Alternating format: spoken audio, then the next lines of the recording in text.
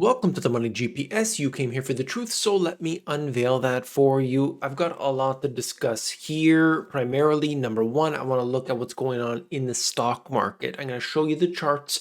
I'll give you the details you need to know. The second thing is the Fed. What are they doing and what are they not doing enough of? The third thing is the hedge funds win again. We're going to talk about Citadel. We're going to look at Ken Griffin. I've got much more to discuss. Let's begin.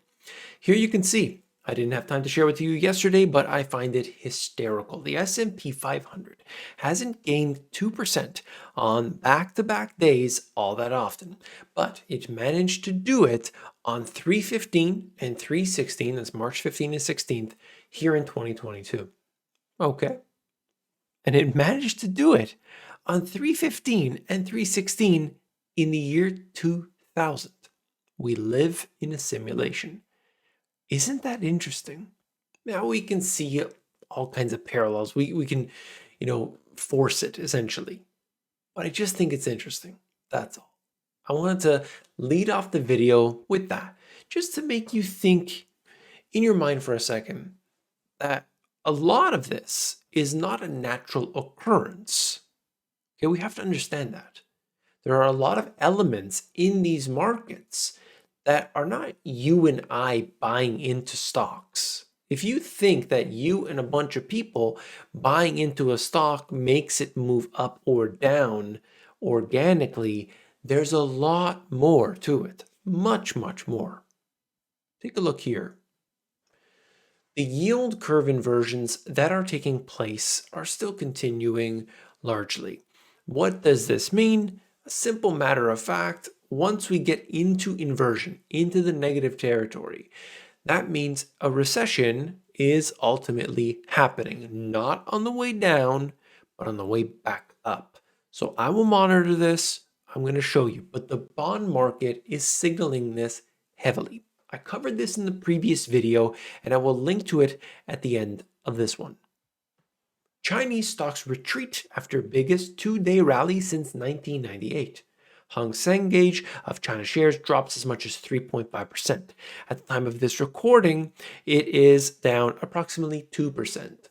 Okay, you can see right here, this is the Hang Seng index, and you can look at the fact that it has definitely come back up from the lows of the day. It might be hard to see if I could zoom in a little bit on that just to give you a little better look at that. What about that? Is that better? So you could see this like unbelievably bullish candle. And what happened? You saw all of those stocks that were being punished downward, massively. Those stocks there performed extremely well, just a few trading days ago. Some of the stocks were up 30%. Some of them were 40 and 50% in a single trading day. Then the next day, performed very well again. Huge, okay?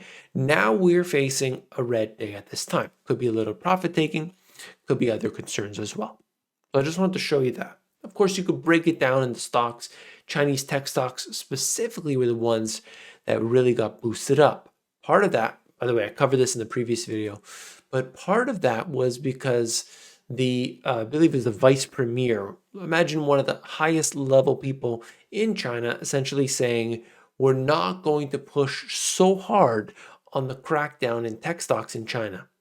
And of course, that was one of the factors that were pushing these Chinese stocks down. So if they're saying that, and of course, investors could use that, they could believe it, and you see the stocks basically taking off as a result. Traders assess Beijing's support valves, that's what I'm talking about, as well as the risks from the Russia ties. So the US and other countries have basically said, if China starts to support Russia, we're going to put sanctions on China. That would hurt China. We will see what happens. That, of course, doesn't look like it's going to be the case. In fact, if you see in that other video, I showed you China and Ukraine's relationship, and it's closer than most people think, okay? So there's more details in here. If you're interested, you can read all the, the ups and downs and all the little details, but just showing you right now what has happened over the last while. So Chinese stocks have been just it just seemed like every week there was a new stock, whether it's Tencent, whether it's Alibaba and all this, that were just, one concern or another. But what's happening globally, like on a global scale? It's not just China that we're seeing some wacky behavior. Take a look. World GDP economic forecast. That's the red line. And the world economy weighted inflation year over year. That's the blue line. The numbers don't matter. The point is the trend, the direction. The economic forecast continues to decline, whether we see that, OECD, look at the IMF, World Bank, like whoever. They're all saying down, down, down. At the same time, they're seeing inflation rising all over the world today. So we've got this stagflation that is basically happening right now.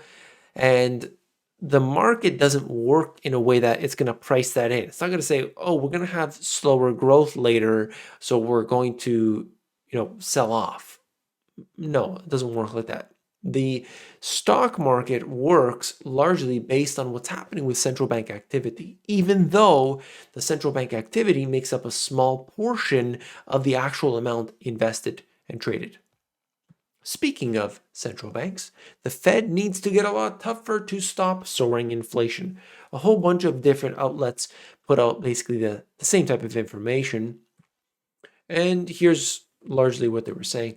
It is as if Powell wants to sound upbeat, but at the same time, tough on inflation without signaling that this will ultimately end with a policy error and a risk of a recession on the back end. Time will tell. How are they going to actually create a soft landing? We know that the Federal Reserve and all other central banks are incapable of creating a soft landing because if they put out the punch bowl, how can they take it away? Aren't you upset at the end of the night when they turn the lights on, the punch bowl's gone, the music has stopped, and you want to party? Not going to happen, right?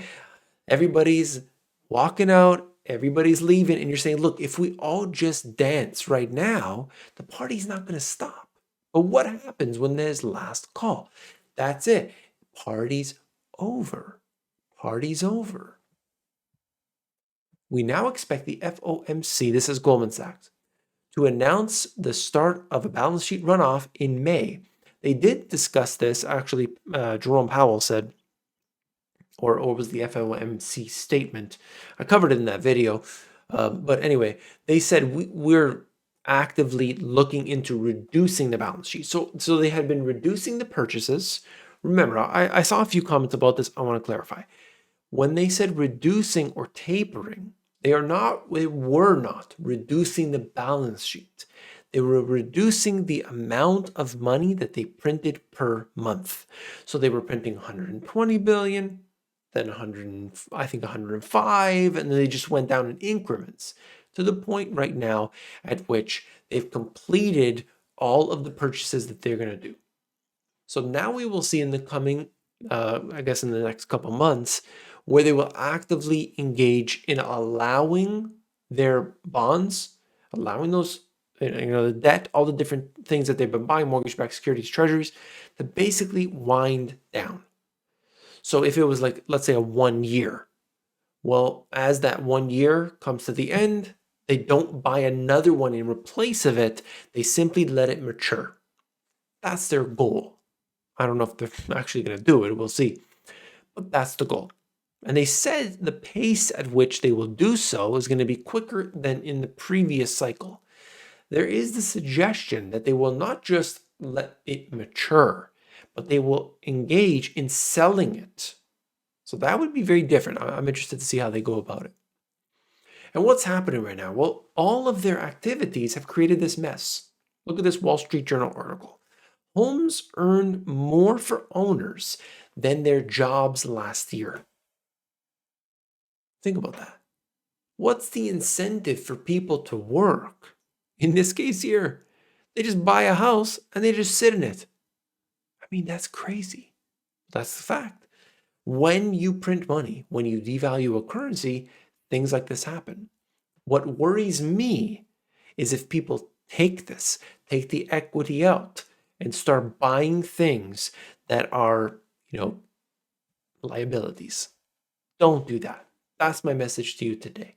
If the house value goes up, great. But don't think about it. Don't think about that. Your own personal residence should not be considered an asset the way if you had an investment property and then you do a cash out refinance and then you use that to buy another property, let's say. Okay, you have a reason to do that. But if you are just going full leverage, full tilt on everything, my opinion, big mistake. Look, if you appreciate this information, hit that thumbs up button. Okay, that's how you support this channel. That's how we keep this thing going. I wanted to show you something that was really interesting. Back from 1975 up until the present, you could see the S&P 500 and the makeup of it. Real estate, financials, energy, and so on. Look at energy. I mean, it was, if it says here, probably 22% or so back in 1975. Today, 2%. Things have changed. Okay, I got you. But that's big. Okay, and the way things are going, it could actually look like this will increase. Maybe it's 3%, maybe it's 5%. Could it be more? Perhaps. And of course, we're going to see things like infotech that will be making up a larger share as time goes on.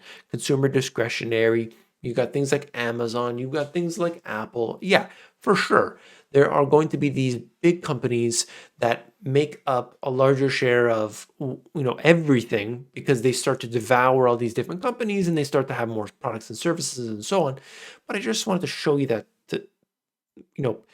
it's not the stock market, like what makes up the stock market. The better picture that we have in this way, as well as you look geographically and you start to understand what different regions, like if I'm thinking oil, it's not just Saudi Arabia. You got to look, okay, there's Russia, there's United States, there's Canada, iron ore. I'm looking at Australia, copper. I'm looking at Chile.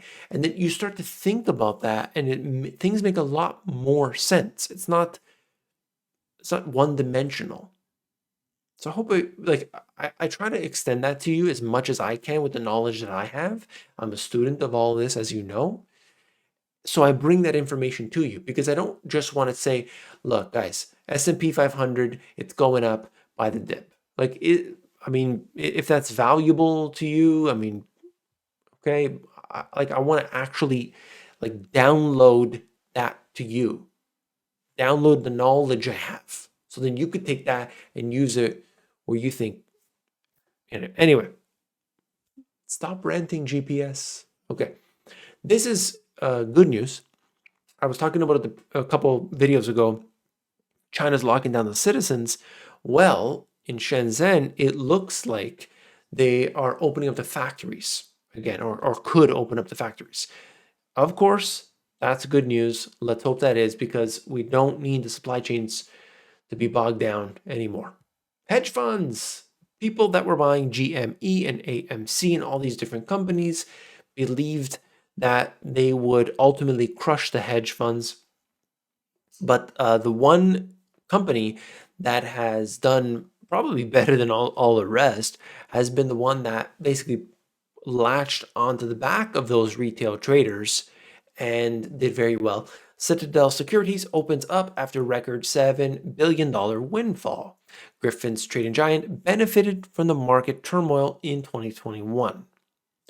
So I just wanted to note the fact that you just look at what they had been able to do.